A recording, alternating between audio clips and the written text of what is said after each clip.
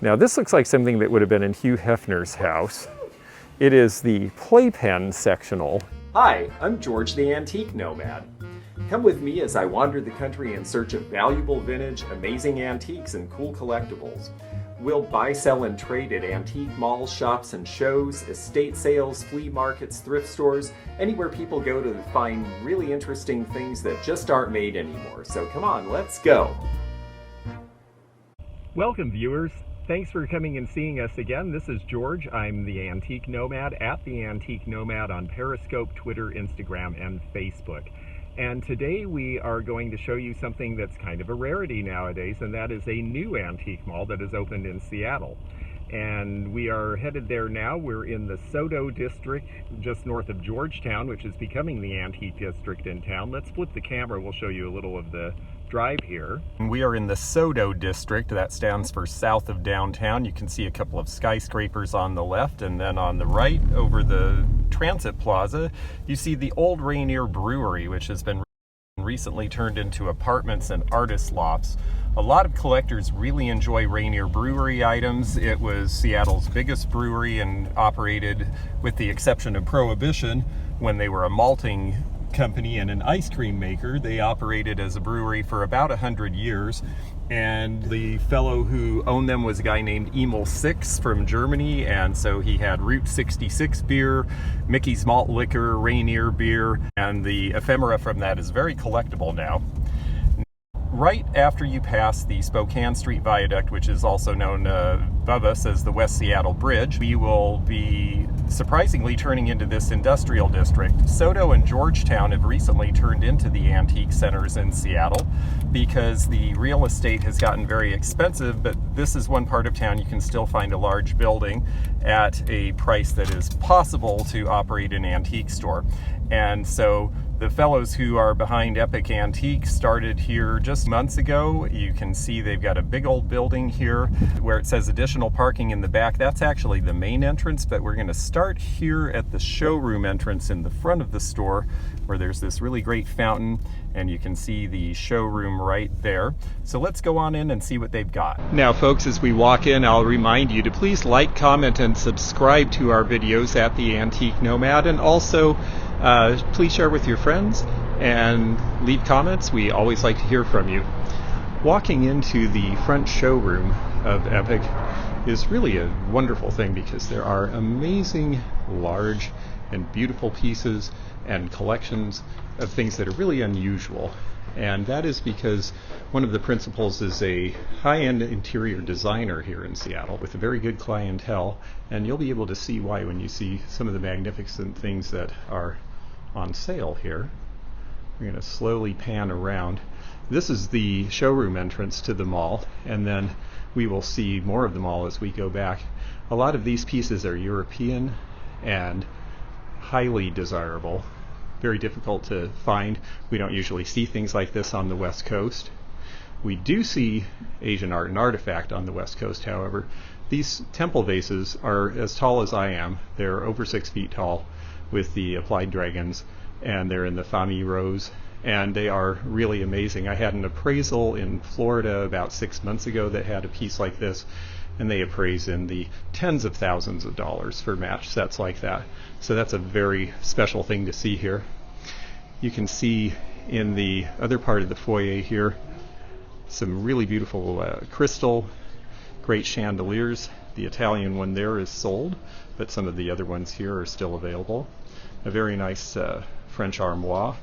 Just so you folks know, it is only an armoire if it is French. Otherwise it is a wardrobe. That is the English term for these things. Over here, a nice little garden setting with some vintage concrete and the fountain. Really just a lovely place to sit and have your coffee, and someone could take that home and they could do exactly that. Here's a very fine looking baby grand piano. These days we find that most baby grands are actually used as decor items rather than played, but hopefully someone in the family takes it up and you get a little of both. Some wonderful upholstered chairs here. Really enjoy the toile style fabric in the reverse there. And those are nice French Bergere chairs with the padded arms. a very big case here of blue and white porcelain. A lot of these pieces are going to be Asian pieces. I see also some blue onion, which is made in Europe as well. And that would take a little looking at the bottoms of these pieces to see what is what. But very handsome, very good quality. And we see here a nice pair of Victorian girandoles, Girandoles. That is the pair of candlesticks here. They were also done as part of garniture sets where there would have been vases and a centerpiece to go along. Turning this way, we're going to see a showcase full of wonderful fur. Now, fur, of course, has become controversial about 20 years ago. And so we in the antique business have told people for years, if you don't like the fur industry but you want fur or you live in a cold place, buy vintage. And that is exactly what you see there. All of those pieces are 50 years old or more. Here we have a nice wall of mirrors. There are still a lot of folks doing gallery walls like this. It's an interesting way to take a difficult and awkward space and make it striking and interesting in your home. The intaglio cut lamp in the middle is a very special piece. And then let's zero in on this very well carved walnut piece here. There we go. And that's very deeply carved, probably from about 1880, 1890. Just for fun, we'll get in the middle of all these crystals because that is a pretty picture right there and a very lovely chandelier. And more chandeliers as we see. You'll see a little bit of exposed beaming here because they're still finishing off this place. This store has only been open for months, and the big winter season for interiors will be coming soon, and so everybody is getting prepared for that. Another wonderful old concrete statuary piece. People really enjoy the ones that have been outside for years and show a little bit of the right patina but are still in good shape, and these definitely fit the bill. They're also massively heavy, so if you come looking for one of those, well, they can find you delivery services. So let's turn now. We're going to walk up into the next showroom. This is the next part of Epic Antique, and we are rising up into the level with another showroom, and then we'll be going into the mall shortly. Again, this showroom is set up a little bit more like an interior space. Another French walnut armoire with the carved crest. These tables we see here, these Moroccan and Indian tables with the carved folding legs and the brass trays, are very popular again right now because they fold away. You can put the tray aside or use it for serving. It lifts off, and then you can have it for extra space when you need it. Here is one of many spaces here at Epic that has beautiful costume jewelry. You'll see pieces from the 1940s, 50s, 60s, and 70s here. And we're looking at everything from Swarovski crystal to Trifari and Coro, some of the big names in designer jewelry. I see a Judy Lee piece there. And then some frames, nice oil gilded and water gilded frames. Luggage. People love to stack luggage and use it as furniture or to store things these days. Very popular thing to do. Here's another interesting use of an armoire. Makes a great display, don't you think? A lot of people are afraid of these now because they say, well, gee, I don't collect china and glass, but they're really useful for a lot of other things. This particular one has a collection of interesting men's jewelry. We see a whole lot of cufflinks in pairs. Several trays of tie bars and clasps here. And in the middle of the space, we'll see a really interesting driftwood piece inlaid with a lot of crystals and stonework. Unusual thing that is a one of a kind. Somebody must have had quite a collection to put that together. Down here we'll see, and yes, this is vintage, this is one of the collars that the punks wore in the late 70s and early 80s, and that is an original leather one with the studs and the whole deal. I remember those days. I was not part of that movement, but it certainly was something when I was in college in Seattle. Definitely saw that look quite a lot, and it's interesting to see young people getting interested in the 80s again and readapting some of those looks. A little bit of Hopi jewelry in the center there. You see the Hopi face. You'll see some Eye of God jewelry as well. I'm speaking of the one in the middle with the inlays of turquoise and coral and onyx. From the Victorian era, we have this really attractive memorial piece. They would actually take pieces of the dead person's clothing, their hair, and various other things and weave them into intricate and beautiful pieces that they could hang on a wall as a remembrance of the deceased. And so that is an unusual thing. Most of these stay in families, so to find one that's actually come out of a family and is for sale is not such a regular occurrence. Okay, so we're going to go this way past a big copper boiler full of cookie cutters and other such fun.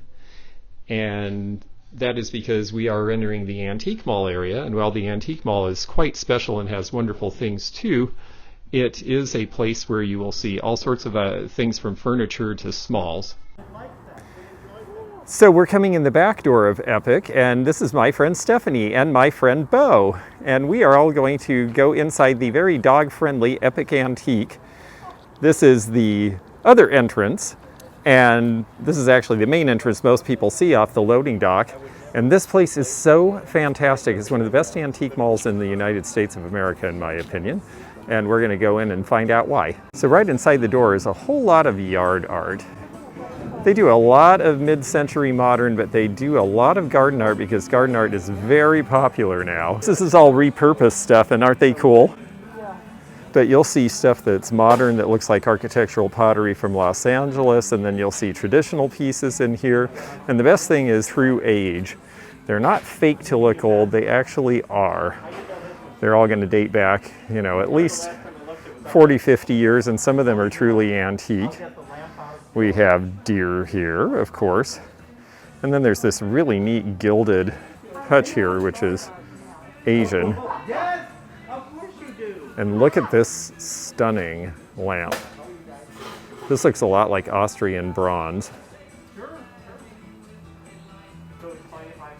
And it looks like it dates to the early 1900s.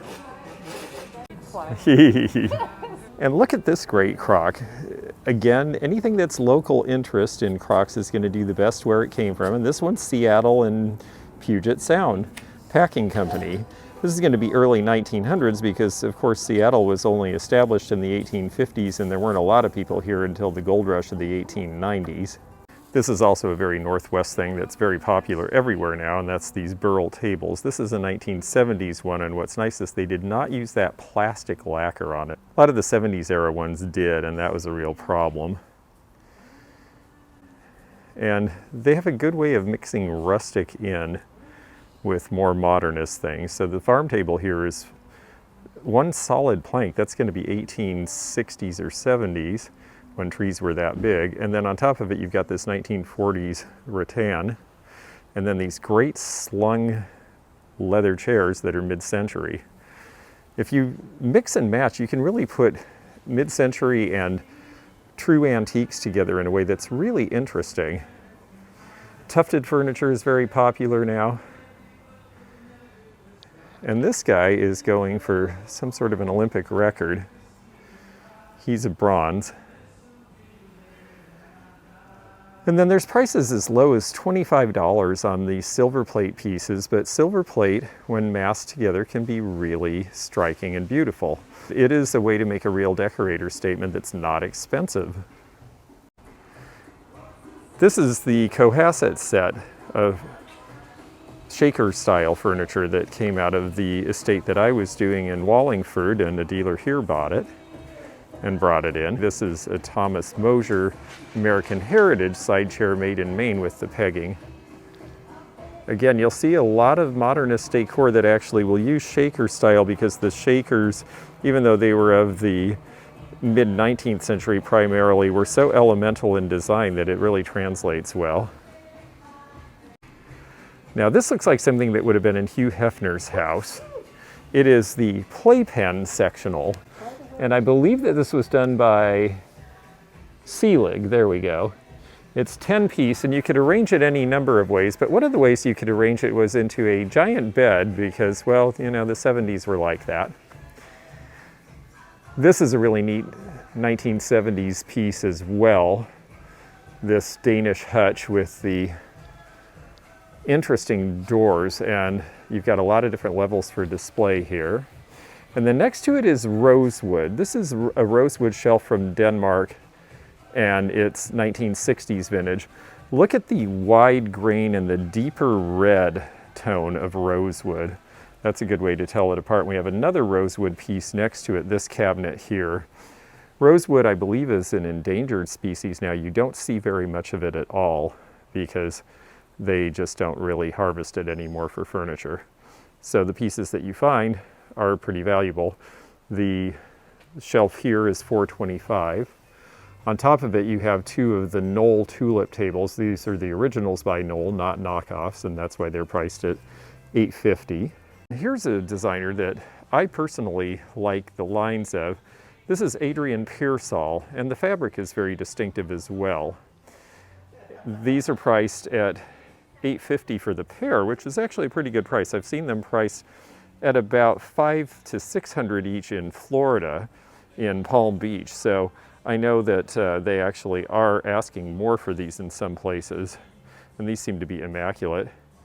And then here's a cool majestic lamp with the shades. One of these great fireplaces. I had a red-orange one of these and it sold immediately. People love these out of the 70s. This is also majestic, although that's a different company than the lamp company. And then I want to turn around here and show the brass Italian shelving unit, because brass is coming back in style. This is right out of the 70s, and it's priced at $1,200. They're very popular, and you also see a lot of barware, because barware is selling very well these days. Now, one look I like that is not selling as well yet out of mid-century are tiled top tables. I think it's only a matter of time. A lot of these were done in the late 70s and early 80s, and now that we're getting a lot of people interested in 80s design, I think the travertine and tile top tables are going to make a comeback. And then we're going to go right down here and show you something really amazing, and that is this piggy. This pig is from 1901. It was a franc for a truffle. So this was actually a vending machine at the Paris Exposition in 1901. And there you go. You put that in and a truffle comes out. It's really incredible. I can't imagine that there could be more than one or a few of these left in existence at this point.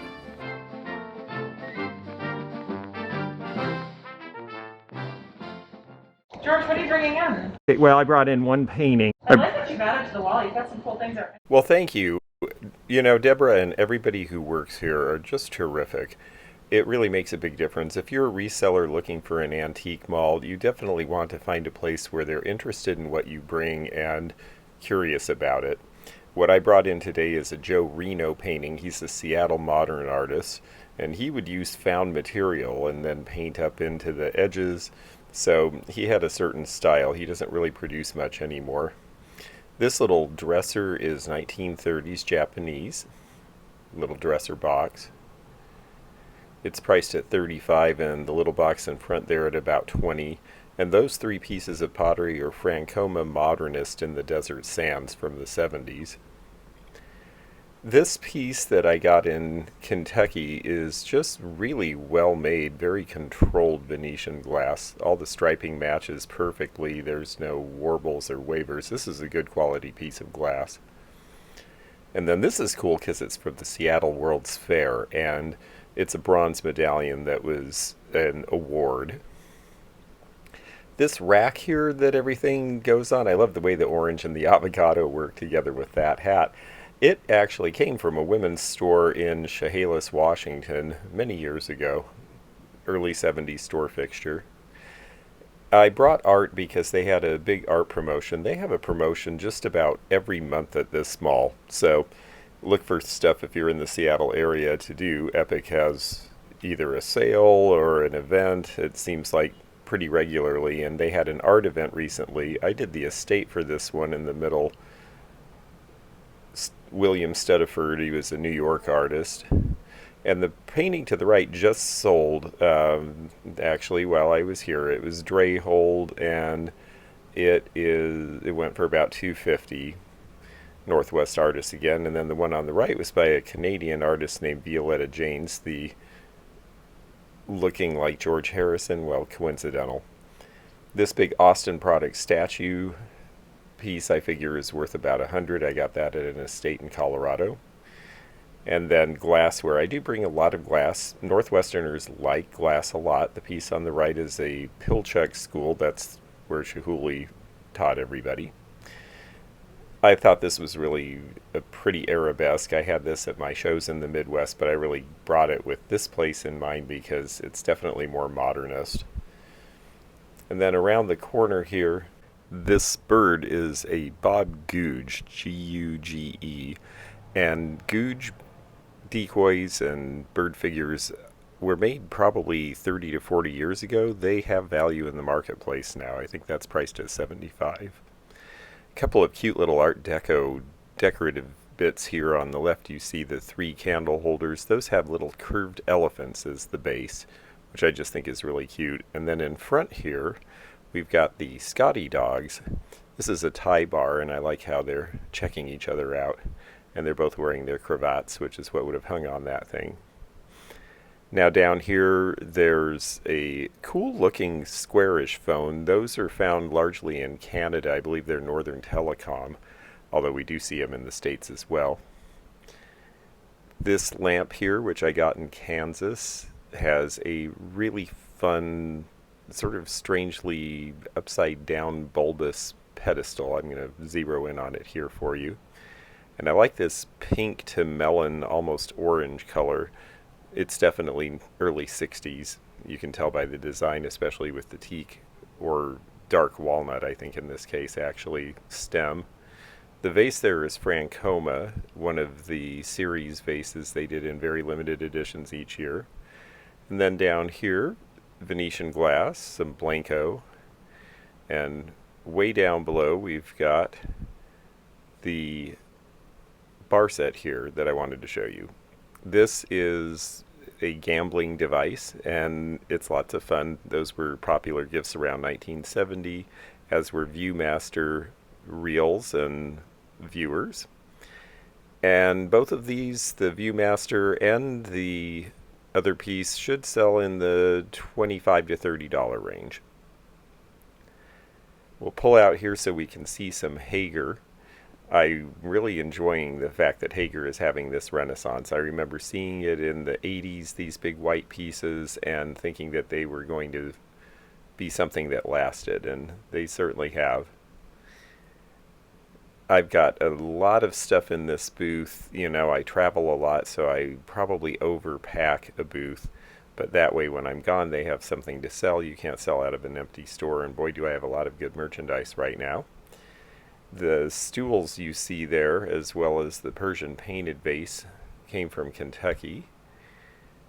It's interesting where you find things, not always where you expect. And I wanted to brighten up the screen here a little bit so that you can get a better look at this totem pole. This is 1960s or 70s, and that would have been made here in the Northwest. It's worth about $400 now. People don't really part with them. On the top here, a lot of Northwest made and other little tchotchkes, little flasks, barware. The Seattle World's Fair glasses on top of that radio are something that are always collectible in this area. And down here I've got some sort of industrial-ish stuff. It's popular in the Midwest. I thought I'd give it a try here. Lamps and spotlights and paycheck writers and all that kind of good stuff. So little gadgets and instruments. And then down here, this is after he retired from TV, but that's J.P. Patches, Seattle's local resident clown. And so some nostalgia kick here will definitely take this home. He was the resident of the city dump from 1958 to 1981, regularly on TV, so a lot of generations of kids in the Northwest are familiar with him. And then right below the Persian painted piece is this cool lamp, which I think I have priced at $95. The green female wooden form holding it up, just cool.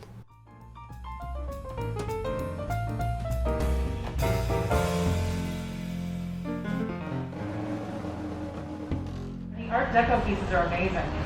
Oh, aren't they great? I'm so happy that that worked out. What worked out is we're selling these items on consignment for a friend of ours.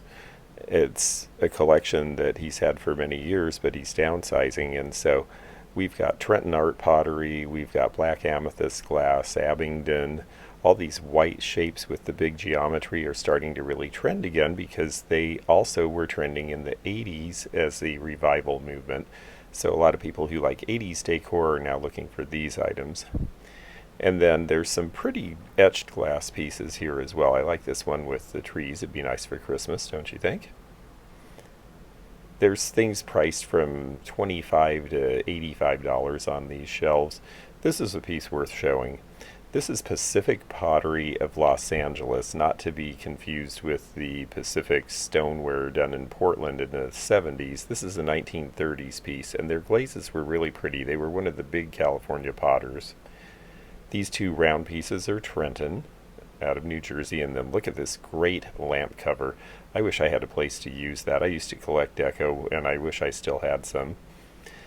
These pieces here, a lot of the furniture has come from Tom and other sources of his, but all these smalls are part of our consignment, and they've been selling pretty well, actually. I heard rumor that Deco was passe, but I don't think so. I think anything that's clean and modernist has a chance in this marketplace. And then the green furniture set there, the bedroom set, I think is pretty neat. That's actually another consignor of ours. I always like this pattern. This is Consolidated Glass's Martelet, or Dance of the Nymphs. They were a company out of Pennsylvania, but they did things in the style of Lalique, but in pressed glass. It was pretty impressive. Beautiful Art Deco lady holding the globe there. This very neat high-style coffee set. Coffee sets like that were big in the 20s and 30s because that was a new thing for people. And then this graceful lady up on her one leg. It's just a fun space. I really, really think so highly of Art Deco as a stylistic movement because it's the first one that America really was involved in leading, where we were no longer just copying other people's designs. And you can see that on the left there in that Weller Lord Beak. That is a wall pocket. The blue color there is pretty striking. E.T., well, just for fun. I guess E.T. isn't exactly Art Deco, but E.T.'s old enough to be collectible now. This piece is Fenton, believe it or not, and it's a really unusual piece that's worth somewhere in the $150 to $200 range, yet $165. I love the geometry of Art Deco. And this piece is another Pacific Potteries, and she looks like the masthead from a ship, and then the base is a shell. What a neat design. Well, thanks for looking at my spaces with me, and we'll have more from here in our next episode. I'm George the Antique Nomad on Periscope, Instagram, Facebook, and Twitter. Bye for now. Thanks for joining me again in the fun and fascinating antique community here where online meets the real world. Please click the subscribe button below, click the bell to be notified when new videos upload, leave a comment below, and hit thumbs up to like this video. Links to our online social media daily posts and our items for sale are in the description. This is George at the Antique Nomad. Bye for now.